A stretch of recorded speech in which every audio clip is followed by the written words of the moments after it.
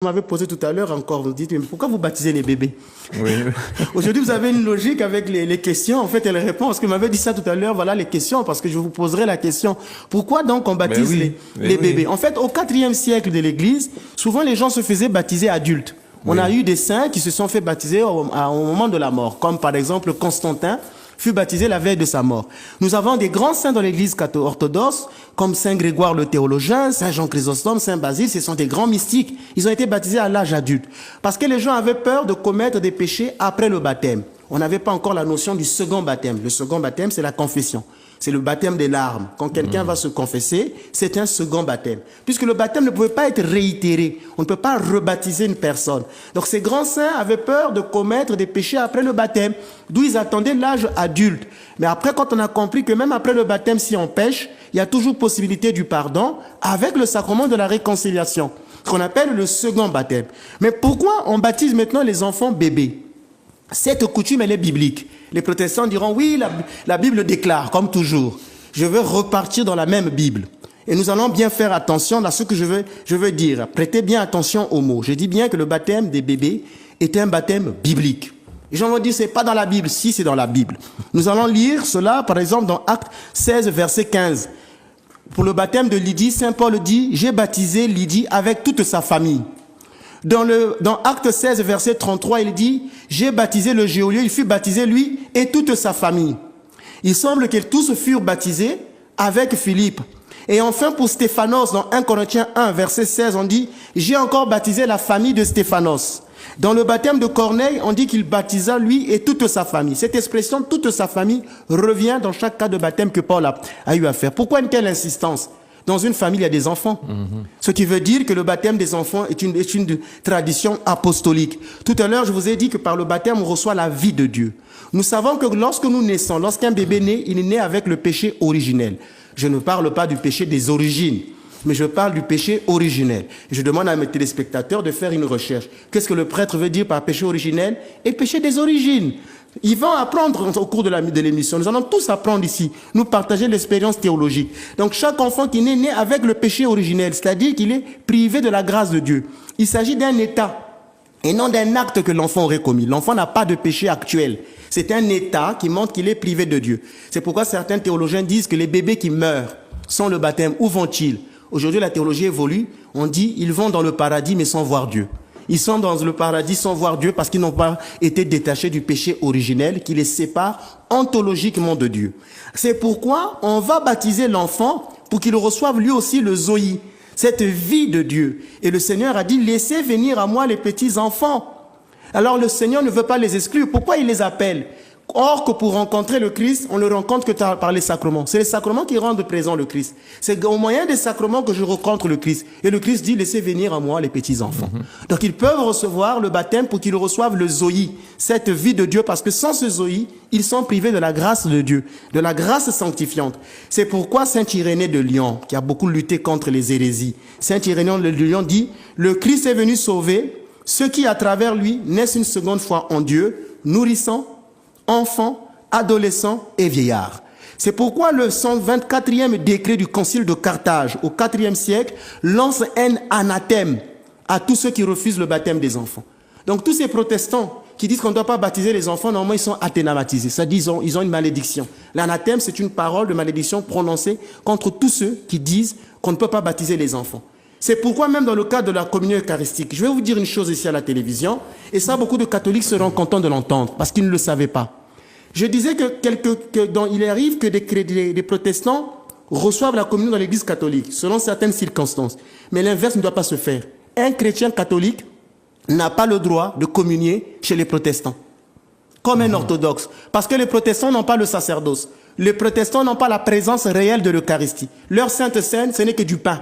Le pain reste vide. Ce n'est pas le corps de notre Seigneur. Donc si un catholique ou un orthodoxe va communier à cette table, il est en état d'hérésie parce qu'il accepte de communier à ceux qui n'aient pas la vraie présence de Jésus. Il ne faut pas qu'on dise, mais partout, c'est toujours Jésus, on prie tous le même Dieu. Oui, nous prions le même Dieu, mais le mode de présence n'est pas le même. Laissez-moi vous expliquer le mode de présence. Ce qu'on appelle la présence par antonomase. Ici, je suis à la télévision, tout le monde me regarde. Tout le monde sait que c'est le Père Ménas. Tout le monde me voit à la télé. Ils savent que c'est le Père Ménas qui est en train de parler. On me voit. Vous me voyez ici. Est-ce que je suis, la présence que j'ai avec vous ici est la même que j'ai avec ceux qui me regardent à la télé? Pourtant, c'est la même personne. Ouais. Mais ce n'est pas la même présence. Le mode de présence n'est pas le même. Dans l'Eucharistie, le Christ est réellement présent. Mais dans ces saintes scènes, chez les protestants, ce n'est pas la présence réelle du Christ. Donc, ni les catholiques, ni les orthodoxes ne peuvent communier à leur table. L'inverse, c'est pour eux. Mais nous, on n'a pas le droit. C'est pourquoi quand des catholiques viennent me voir, ils me disent, j'étais chez des protestants, j'ai prié, il y a eu la Sainte Seine, je suis allé communier. J'ai dit, tu viens de faire un acte d'apostasie. Tu dois aller te confesser chez ton prêtre. Et j'ai envoyé beaucoup de catholiques, chez des prêtres catholiques, pour aller confesser cela, parce que c'était un acte d'apostasie. Donc, tous ceux qui disent qu'il ne faut pas baptiser les enfants sont sous l'effet d'un anathème. C'est le anathème qui vient du 124e degré du concile de Carthage. Les enfants non baptisés, donc, sont dans un paradis sans Dieu. Il faut donc les baptiser pour qu'ils reçoivent le Zoï. Alors, un enfant qui naît mort-né, un enfant mort-né, est-ce qu'on peut lui donner le baptême pour qu'il puisse arriver dans le paradis et y voir le Seigneur? Normalement, on ne donne pas le baptême aux défunts. L'honneur à Jésus, l'élévation à Jésus, la victoire à Jésus. Est-ce qu'on peut acclamer le Maître, le Seigneur, le Dieu vivant? Alléluia.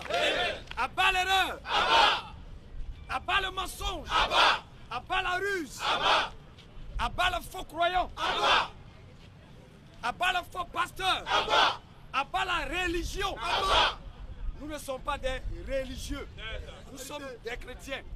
Abat la religion, mais l'honneur, la souveraineté, n'a pas le Fils. Et on ne doit même pas lui dire bonjour. Premier élément, chez nos amis, les catholiques, ils baptisent les bébés. Ils baptisent les enfants. C'est bien, il n'y a pas de mal en cela. Mais nous allons voir qu'est-ce que la doctrine de Christ dit. Est-ce qu'on peut baptiser un bébé? De toi à moi, tu sais au moins, sans hypocrisie, que nos amis baptisent les bébés, non? Tu sais cela. Voilà. N'oublie pas que nous ne sommes pas en animosité. C'est juste pour comprendre les Écritures. Et n'oublie pas aussi que c'est la parole qui juge. Il y a des gens qui disent non, vous aimez juger, nous ne jugeons pas. Le juge qui s'assoit dans les tribunaux là, ce n'est pas lui qui juge. Hein. Ce sont les tests.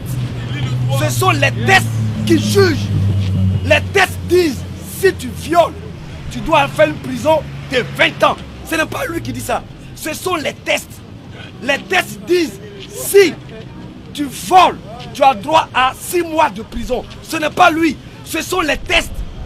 Le chrétien aussi a les tests. Et ce sont les tests là qui jugent le pape et son boï. Et tu vas voir que dans la Bible, là, on ne baptise pas les bébés. Si on ne baptise pas les bébés et que le pape prend sur lui l'audace de baptiser un bébé, nous on doit lui demander, ce que tu fais là, c'est écrit où? Avant cela. Proverbe 30. Proverbe 36. Proverbe 30.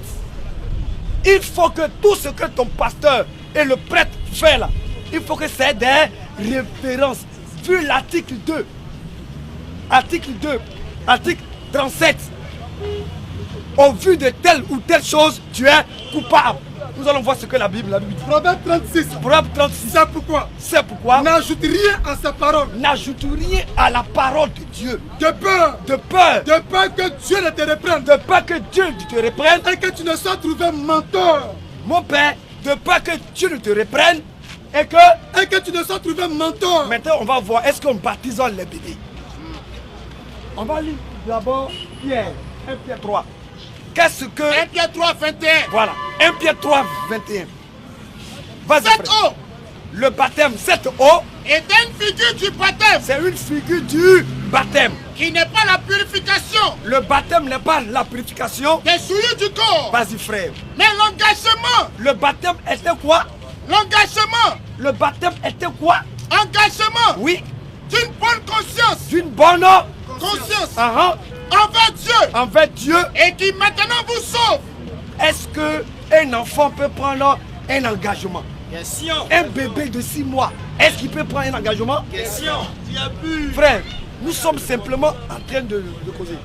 Est-ce qu'un enfant de 3 mois peut prendre un engagement? Un bébé de 7 jours peut prendre un engagement. La Bible dit le baptême est un engagement.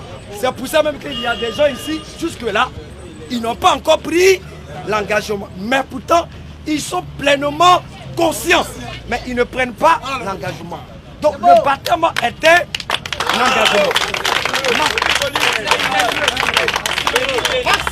Marc 16, 15 à 16. Marc 16, 15 à 16. Écoutez. Oui, Jésus l'a dit.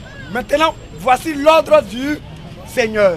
Puis Jésus leur dit, allez par tout le monde. Allez par tout le monde Et prêchez la bonne nouvelle. et prêchez la bonne nouvelle À toute la création. à toute la création. Celui qui croira La Bible dit celui qui va croire, et qui sera baptisé, celui qui croit et qui sera quoi? qui sera baptisé, Oui. sera sauvé. Dans ce que nous venons de lire là, quelle est la condition à remplir pour être baptisé? Si tu as bien compris ce verset. Quelle est la condition à remplir pour se faire baptiser? Frère, reprends encore. Puis Jésus leur dit, Puis Jésus leur dit, allez par tout le monde allez-y à Figayo et prêchez la bonne et nouvelle prêchez la bonne nouvelle à toute la création. à tous les habitants. Celui qui croira Celui qui va croire et qui sera baptisé et qui sera baptisé, sera sauvé. quelle est la condition à remplir pour prendre son baptême d'eau? Celui qui doit croire. Est-ce que, mon frère, de toi à moi, même si tu ne nous aimes pas, est-ce qu'un bébé... Non, je sais, nous sommes en train de causer. Je sais. Non. Je ne t'en veux pas. Je ne t'en veux pas. Non, je t'en veux pas. Est-ce qu'un bébé, il peut croire? Non, je suis d'accord avec vous. Non, un bébé ne peut pas croire. Ouais, je suis d'accord avec Donc si tu vois quelqu'un qui dit que Dieu m'a envoyé, Dieu me dit, non, je finis. Si quelqu'un dit, Dieu lui dit de baptiser les enfants, tu dois le ramener où ça? Non, Dieu n'a pas dit ça. Voilà, tu dois le ramener à la parole. Or, dans la parole, un enfant ne peut pas être premier cas. Deuxième cas, tu sais que les prêtres catholiques ne se marient pas. C'est ça, non? Maintenant, nous allons voir s'ils sont... Non, tu as demandé les preuves, non? Non. Les preuves. Alléluia. Alléluia. Tu as demandé les preuves. Je te donne... Voilà. Je te donne les preuves. Tu sais, dans la Bible n'appartient pas aux églises. La Bible est la parole de Christ. Et tous les chrétiens doivent se soumettre à cette parole. Écoute ce que la parole de Dieu dit pour les évêques. Or là-bas, nous avons les évêques. Mais lecture. 1 Timothée 3, premier. Écoute, deuxième preuve que ce qu'ils font n'est pas bon. Cette parole est certaine. On dit cette parole est vraie. Si quelqu'un aspire à la charge d'évêque, veut être évêque, il désigne une œuvre excellente. c'est bien. Il faut donc, Le verbe falloir, c'est une obligation. Il faut donc que on négocie pas. C'est pas négocier. Il faut donc que l'évêque soit irréprochable, l'évêque soit irréprochable. mari d'une seule femme. Marie quoi? Mari d'une seule femme. Dis-moi. Chez eux là-bas, là, chez nos amis là, est-ce que les évêques, ils sont mariés? Est-ce qu'ils sont mariés? Non, on cause. Est-ce qu'ils sont mariés? Je te... Alléluia! Alléluia! On va lire. On finit. Dis-moi maintenant. Je lis le délai verset. Éphésiens 4:11. Je vais lire ce délai verset et puis tu vas parler. Voilà. Frère, il faut avoir pour appui la Bible. Un homme de Dieu est véritablement homme de Dieu parce qu'il te ramène à l'écriture. Abat les branamistes! Abat les branamistes! Et ils sont en retard. C'est ça. Tous ceux qui ne donnent pas respect à la parole ne sont pas des hommes de Dieu. Parce que c'est la parole qui fait de toi et de moi un chrétien sauvé. Tous ceux qui disent que la Bible est dépassée et qu'on doit lire des romans, ce ne sont pas des hommes de Dieu. Vas-y, frère. Éphésiens 4, 10 à 11. Oui. C'est lui qui est descendu. Celui qui est descendu C'est le même qui est monté au-dessus de tous les cieux. de tous les cieux. Vas-y, vas-y, vas-y. Afin de remplir toutes choses. Vas-y, frère. Il a donné les uns Je vais te donner seulement comme apôtres. une révélation. Dans l'église de Jésus-Christ, pour que tu saches si les catholiques sont églises de Jésus-Christ là, écoute, il a donné les uns hein, comme apôtres. Jésus-Christ a donné dans son église les uns comme quoi Apôtres. apôtres. Les Ensuite, autres les autres, comme prophètes. écoute bien, prophètes. Les autres comme évangélistes. évangélistes. Les autres Comme pasteurs pasteurs. et docteurs. Pour quel but? Pour le perfectionnement Des saints. des saints en vue de l'œuvre du ministère. Donc, dans l'église de Jésus-Christ, il y a 5 ministères. Apôtres, prophètes, évangélistes, pasteurs, docteurs. Pour Voici, le perfectionnement. c'est bon. Voici les ministres que Jésus a établis, lui, dans son église, avec qui lui traite. Bon, mais maintenant, les bishops, les archibishops, les monpères, les curés, les cardinaux, vous ne réfléchissez pas. Vous dites, mais dans la Bible, là, Jésus établit apôtres, prophètes, évangélistes, pasteurs et docteurs. Mais toi, tu es archibishop. Ton archibishopia là, qui a fait de toi archibishop?